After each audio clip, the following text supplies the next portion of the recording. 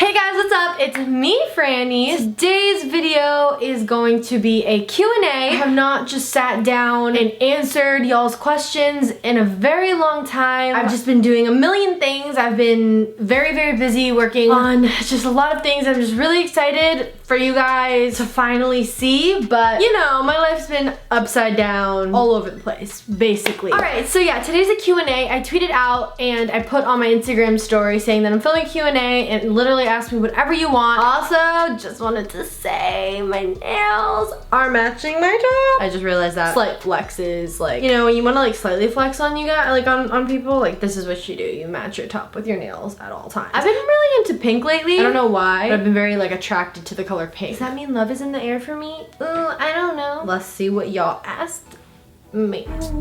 Ooh, kill. Alright. Sorry. Nice and easy. First question. Favorite fast food place? Probably Chick-fil-A, because I like getting either their grilled chicken wrap or I get a grilled chicken salad. I've talked about this in other videos. For some reason, just fried food, fast food, really upsets my stomach. When I eat In-N-Out, I've stopped eating the meat at In-N-Out because it genuinely makes me feel like I'm gonna die. I don't know why. I can have red meat. It's not like any red meat. It's literally just the In-N-Out red meat. I don't know why. I was fine for a while and now it hurts my stomach. I always try and go to a fast food place that has like salad options with like grilled chicken or like a grilled chicken wrap or something. But yeah, that's like my go-to is Chick-fil-A for fast food. Or honestly, In-N-Out for a veggie, which is just bun with a bunch of veggies in the middle. Whatever's open or whatever I'm in the mood for, you know. So this one was kind of interesting because I love talking about this stuff. If you keep seeing someone throughout your life, is that just a coincidence or a sign that they're meant to be in your life? I believe that if I keep seeing someone and someone keeps re-entering my life, or I just like naturally just keep seeing them when I go out or whatever, they're just meant to be in my life. Everybody in this very moment or wherever you're at is supposed to be in your life right now or whenever they're supposed to be. And if there's someone that keeps coming up, you see them at the grocery store all the time, at parties or something, they're just meant to just be popping up in your life. And maybe it's something that you want to take an initiative on. Like if they're an old friend, maybe like go up to them and be like, hey, like how have you been, type of thing. I believe everything happens for a reason. If they're in your life all the time, then there's a reason that they're there and maybe you should figure it out. I don't know, that's how I think. Especially when I dream about people, it freaks me out like a lot. I'm like, why are you in my dreams? And then I like look it up and it's like, sometimes it's not about that person you're dreaming, they're representing someone else. I'm like, that's like the most confusing thing freaking ever. So anyways, next question. Favorite place to go when you're feeling down? I don't do this as often as I did like 2 years ago, but whenever I kind of felt upset, just not feeling myself, I would drive to Malibu and I would park my car on the PCH and I'd walk onto rocks that are like up above a beach. I would sit there and like watch the ocean. Like a little scary, I'm not gonna lie, because I did this in the middle of the night. I always found peace and like tranquility. Is that the right word? Tranquility? I feel like that's the right word.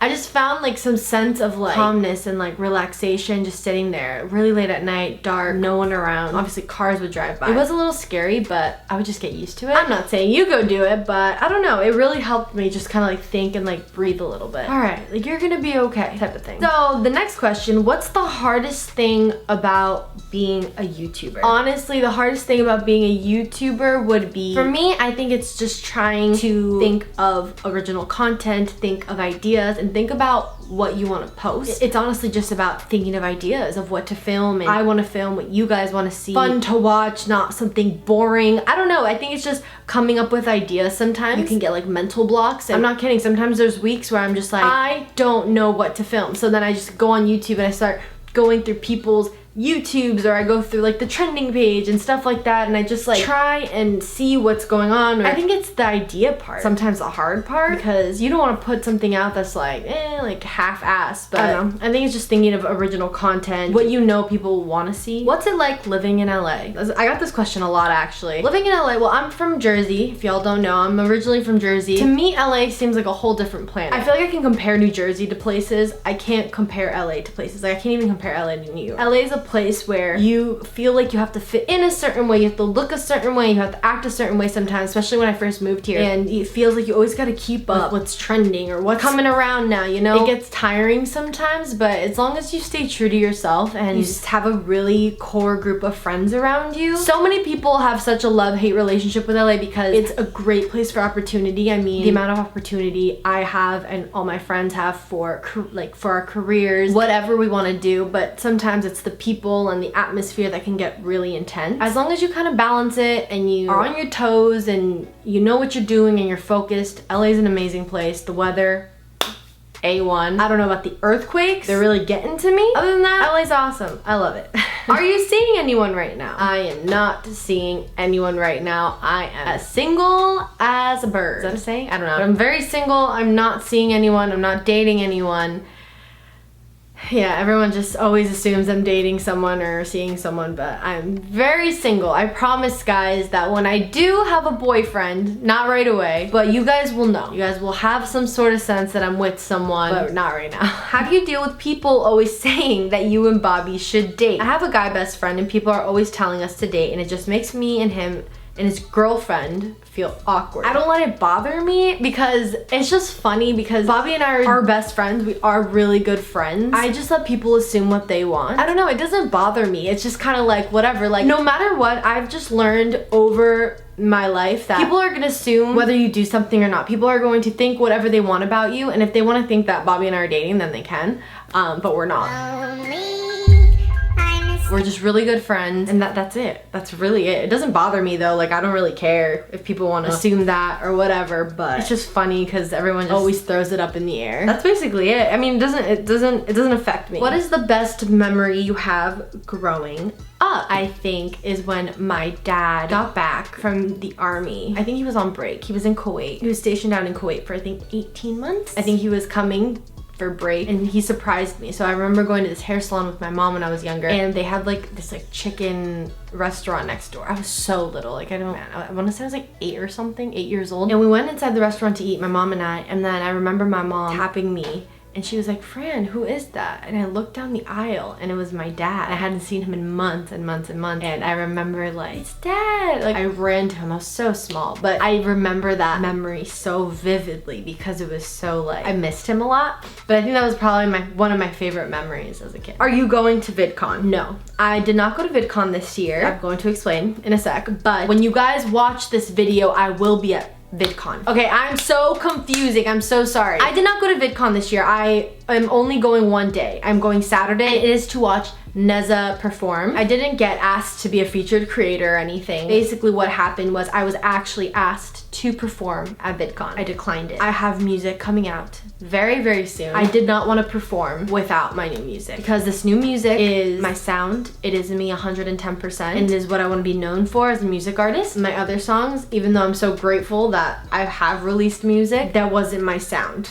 That wasn't who I am and who I want to be as a music artist. It just didn't make sense for me. I felt like I wanted to have the songs that I'm working on out now to be performing them because they come out so soon. But yeah, that is basically why I'm not going to VidCon, because if I did perform, I think I would have gotten a pass for a few days, but not a featured creator. I don't know what pass I would have gotten. It was a hard decision, but I don't know. It's gonna be worth it for the wait, I think. But yeah, I will be there Saturday. I'm there right now. So if you're watching this video at VidCon, or if you're there right now at this very moment, Neza will be performing, I believe at like 7 o'clock at night, the stage where the performances are, the concerts are going on. So go ahead, check her out, come and watch the show, but I will be there Saturday. Would you ever make your own makeup / skincare line? Yes, that's actually one of my dreams, is to have my own cosmetic and skincare line. As you guys know, I love makeup, I love skincare. I mean, I struggle with acne myself, so I would love to come up with a skincare line that is super effective, amazing, and just really easy on your skin. I love makeup, so I would love to have a cosmetic line too. Yes, I'm super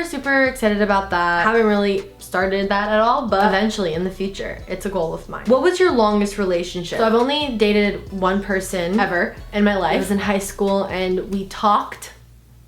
When you talk in high school, we talked for, I want to say like 6 months, 7 months.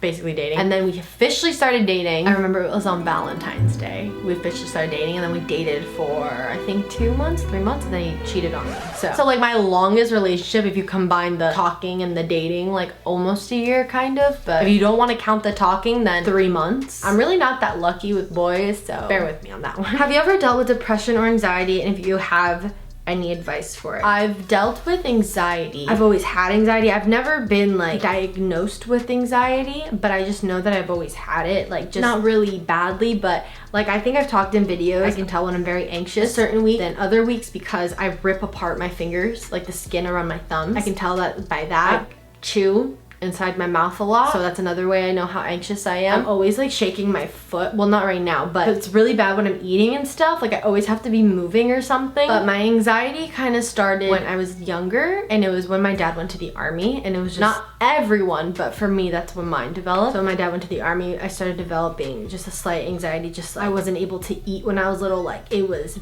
bad. I couldn't swallow my food. Like I was so anxious I couldn't swallow my food when I was younger. Yeah, I never was really diagnosed. I remember like going to therapy when I was younger for it. You know, the therapist would kind of like talk me through it. Maybe I was diagnosed with it. I don't know. I really don't remember. I was so little. I've dealt with anxiety. I've learned to control it in ways of like, okay, let me breathe, take a step back, kind of analyze your life for a second and kind of like, okay, what do I need to focus on right now? You see my issues, I start getting really overwhelmed about what I have to do in like a week from now or like a few days from now, and I don't focus on what I have to do right now. What really helps me is I write down every morning. I literally have it over there right by my bedside table. I write down every morning what I have to do, or the night before. I write down everything that I have to do the next day. As I'm doing it, I just cross it off the paper, and it's just the most satisfying feeling, and be like, boom, I got it done. So that really helps me. It really relaxes me, and like, oh, like great, I accomplished something. Yeah, I mean, other than that, it's just when I'm around a lot of people, sometimes I get really anxious. I don't really show it, but I'm inside, my heart just starts kind of racing a little bit, just because I get nervous. I get scared someone's gonna get hurt, I might get hurt, you know what I mean? I just get nervous around large crowds of people sometimes. It's really hard to deal with it sometimes. Yeah, I've dealt with anxiety. What's your biggest life motivation? The fact that I'm not where I want to be. I think that should be everyone's motivation. Wherever you want to end up in life, like what you want to do, that should just be your motivation. Like I'm not there yet. I need to push myself to get to that point. I want to be a music artist. I want to be selling out venues. I want to be releasing music. The fact that I'm not at that point yet of where I want to be in my career pushes me to do what I have to do now to get to that point. So it's like I'm busting my butt to do this, to work, to do this, to make money, to support my career. Like I'm literally working my ass off to support my own career. A music career obviously isn't cheap, and it's not something that's just handed to you. You're really, like I've been working on this for about a year now, and things are finally starting to roll. Like the wheels are finally starting to turn. I'm gonna be releasing music very, very soon. It's just really pushing yourself that like you're just not to where you want to be, and that should be enough. That's how I think. What's the hardest part about being a social media influencer, or pros and cons? The pros, the fact that I have a platform. It literally blows my mind to think that I can reach thousands of people in a matter of seconds. Is insane to me. People with platforms should use them for good. That's always like my thing. Like if you have a platform, like spread positivity, spread happiness, like just be a light to